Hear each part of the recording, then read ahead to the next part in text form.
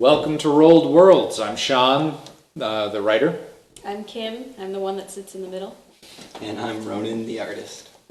And today we're discussing the Cernigans, which are the fates that exist within the cosmology of TANU.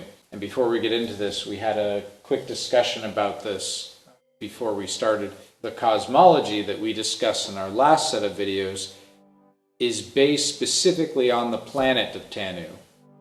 Other gods exist elsewhere in the universe, revolving around their own planets and their own species that worship them and believe in them, such as the Alluvians that came with their own gods and brought them to TANU. And those Alluvian gods became part of the cosmology of TANU.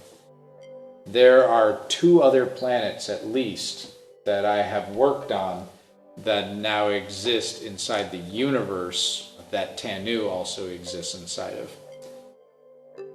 Ronan has also created a role-playing campaign that you want to tell a little bit about it? It's set on an amusement park that is on an island.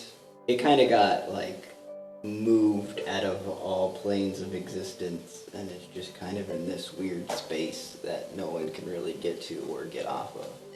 And we discussed the idea of that being part of this universe as well. Where it is, I don't know. We haven't discussed that. Maybe at some point we can. Yeah. But today we're talking about the Cernigans.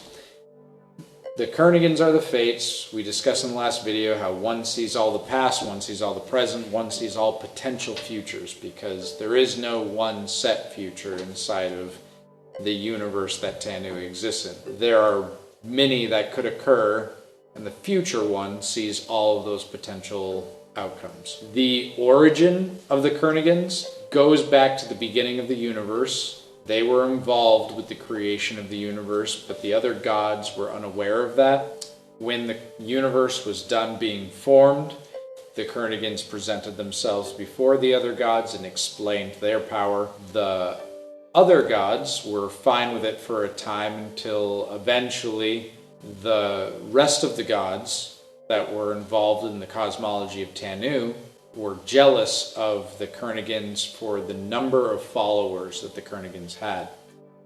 The rest of the gods had a great war with the Cernigans over their jealousy. And fear, right? Because it's important for the gods of our world to be believed in order to exist. Right. And that jealousy along with that was that fear, because if the Cernigans kept claiming more and more followers, the other gods would eventually, potentially wither away and even die, because, like you said, they need to be believed in order to exist at all, except for Lone. But we'll have him in another video at some point. The gods won the war against the Cernigans. The Cernigans were banished to Guru, the Beyond, which technically exists outside of the reality of the universe. They live there now, and for a long time, because everybody forgot about them, because the gods did that when they won the war, they made all sentient life cease to believe in or even remember the deities of the Cernigans.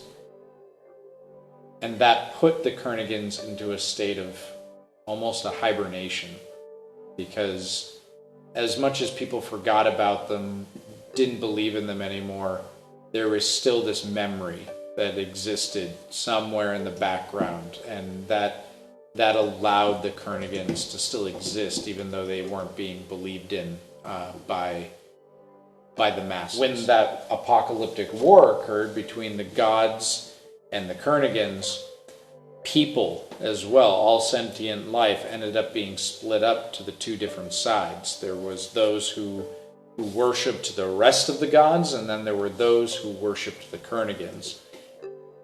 When the war was over, those who worshipped the Cernigans ended up being banished with the Cernigans to the Beyond. and they are called the Hollow Army now. We'll be discussing them more in a later video, but they, If you would like. yes, if you would like. They are an army of soldiers that have no body to them. They're wearing armor, and they have spears and shields with them, and they just stand as sentinels in the beyond where the Cernigans exist, waiting for the day that the Cernigans are able to take their rightful place as deities inside the cosmology of TANU. The physical description of the Cernigans. So the Cernigan have the lower half of their body is a deer body, a male deer body, and it's got all four legs. Then they have a man's torso, and it's connected by like small tendrils of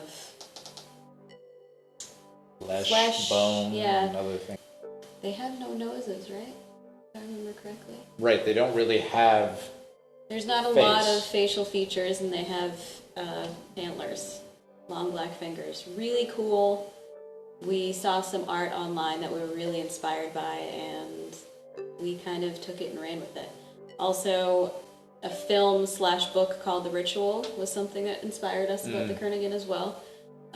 The creature in that, if you're into creatures, the creature in that film is beautiful, and it's not exactly like the book, but it's well done, and it's a Netflix film. Yeah, it's very cool. I enjoyed that movie a lot.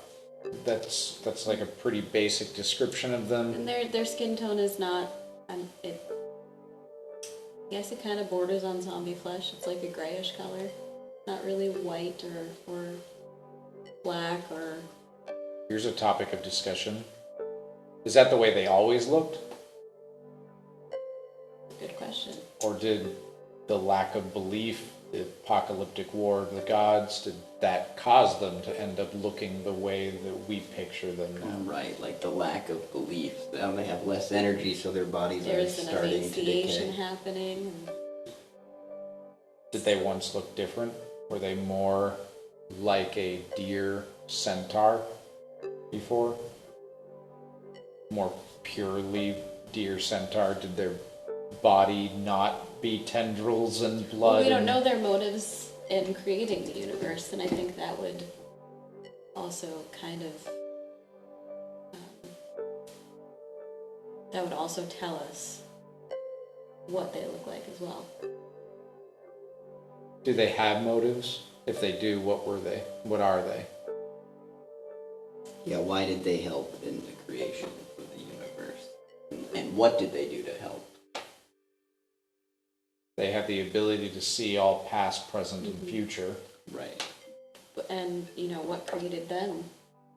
Why did they have this ability? And if they had this ability, is that the motivation behind them helping and create this universe? Well, I And created if that's the case, then they must have seen one of the outcomes being the one that they're in now. Right, right. So, would their motivation, because their motivation now is to be believed in, is to exist again in belief, did they see this future as a possibility, and was their motivation in the beginning what their motivation is right now? Is it like we're just trying to stop us from not being believed in? Do you think that's why they helped out with the creation of the universe? Is that why they tried finding so many followers? This is a conundrum. I mean, it would make sense that if they know that they need believers to stay alive, that they would want to help in the creation of a universe that would give them more followers, which would give them more power, let them live forever. But did they help with all of that because they were worried about the potential future of this war and of this lack of belief and this banishment that they're in now? Did they do all of it with the hope that the outcome would not be that war? I would think so. Yeah. Or what if this is like an endgame situation where they have given up that little war to win the final one? Oh, because Maybe they they're know seeing that something else that we're not aware of yet. Right. we go through these steps, Yeah. which then leads to this outcome, which then equals us being on top. They might Right. think that all the gods will be destroyed at some point if they keep on this route. And is that what they want? What do you guys think? Yeah, what would three beings that know everything, that's ever happened, everything that is happening, and everything that could potentially happen, what would those types of beings want as deities, as gods? The Cernigans are kind of a conundrum of beings, because with beings that know everything, Well, it's like dealing with timelines. right? They're almost omnipotent.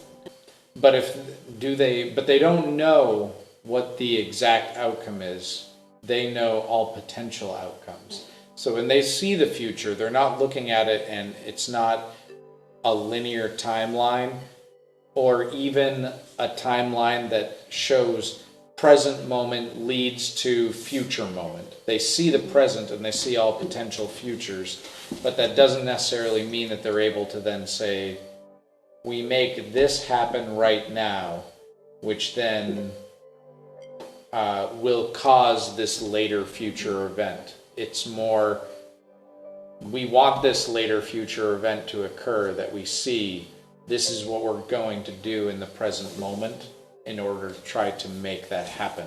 And they jump through all the potential outcomes to try to see, well, does that get us to where we want to go? And they keep having to play with that, because the present keeps slightly changing, both because of what they're doing and what everything else in the universe is doing. And so they're trying to manipulate things, but they have such little power in that right now that they're really just watching things occur in the universe, and they're hoping that something occurs that then triggers something from them, so then they can actually try to manipulate a future, which is probably why the gods were so keen on getting rid of them, because beings who would be in a place of power in that situation, who have the abilities that they have, would be exceptionally potent, would be exceptionally powerful, because they would be able to look at the world and say, well, we have so many believers, we have so much power of our own, let's make these different things occur that continue to keep us in this place of power. So if they were to ever get believed in again, that would lead to them having a lot more power. So questions that we need answered.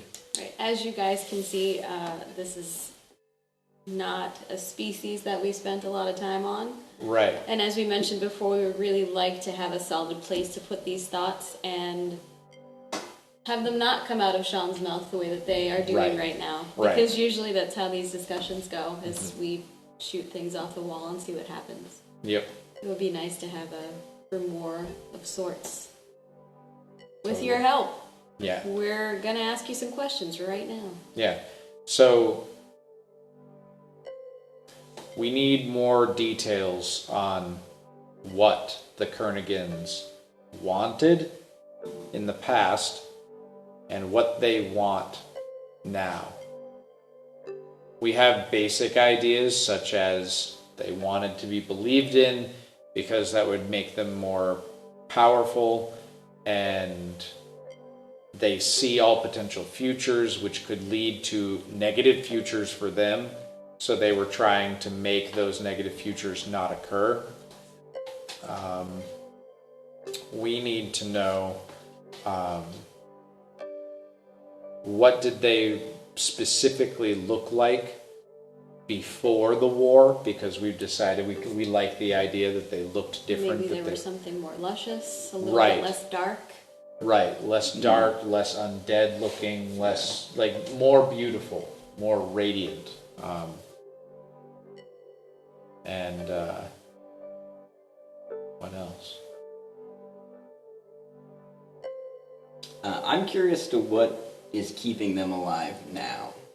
Like, if they need followers and belief to exist, how are they still existing right now?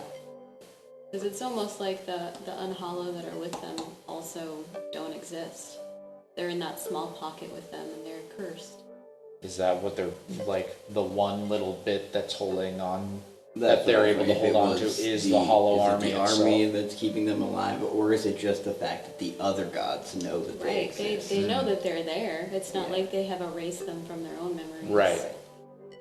So technically the gods know about them. Very much like a Greek, that they've created their own misery. Right, Greek, Norse, many of those type of, like, dealing with Fenrir. It's like, well, he didn't do anything bad right now, but he has the potential to do lots of really bad things. So we create the situation that makes him do the bad things. Right, that makes him hate us so much that he ends up wanting to eat Odin.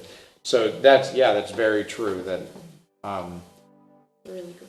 yeah, I think that leads to the point that it's probably a mixture of the gods still know about them, which makes it impossible to destroy them. Maybe that's the real thing that's colored what they look like now. Maybe the gods have Like the gods this can change idea kind of what they them. look like because they're the only ones. They have who this know. very negative Right. outlook on how they view the Cernigans. Because our memories do that. Right. Our memories They were really these twist monsters. things, They're not these radiant, beautiful things that they might have been. Yeah, I like that. all So- really cool things to explore, and we would love for you all to explore them with us. Right. Like, what were they looking like before how we describe them now?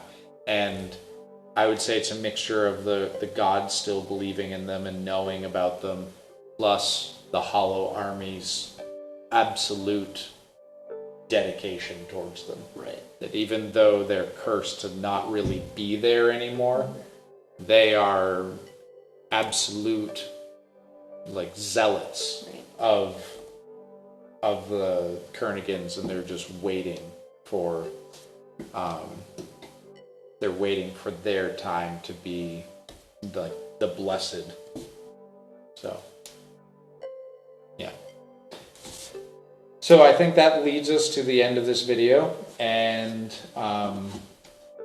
if you haven't subscribed to World Under Wonder's YouTube page yet, please do so, and that will be the place where we'll be putting up all of our videos, and when we get our Patreon going, please potentially become a patron to our page, and keep an eye out for future videos. Our next video is going to be about the god Morgon, who has many followers throughout the world of TANU and is one of the major gods.